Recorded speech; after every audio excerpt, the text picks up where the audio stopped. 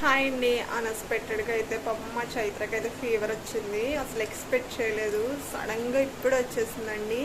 ఇంకా వేడి నీళ్ళతో అయితే తడిగుడ్డ అది పెట్టాను. కొంచెం బెటర్ అనిపిస్తుంది. రేపైతే నేను ఖచ్చితంగా ఊరు వెళ్ళాల్సిన అవసరం అయితే ఉంది. సో నేను ఏ ఊరు వెళ్తున్నానో రేపైతే చెప్తాను.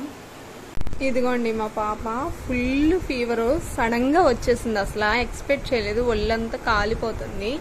ఇంకా స్నానం ఏం చేయించకుండా తడిగుడ్డతో అయితే గోరువెచ్చని వాటర్తో తుడిచేసానండి. గుడ్డ పెట్టి మొత్తం ఇంకా నుదుటి మీద కూడా పెట్టాను. సో చూడండి ఎంత యాక్టివ్గా ఉండే అమ్మాయి డల్ అయిపోయిందో పాపం అసలు. ఇంకా కొంచెం సిరప్స్ కూడా వేసాను నైట్.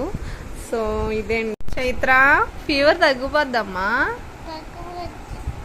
రేపు ఊరు వెళ్తున్నావా? మరి ఫీవర్ వచ్చిందిగా నీకు? ఫీవర్ వచ్చిందిగా. సరే.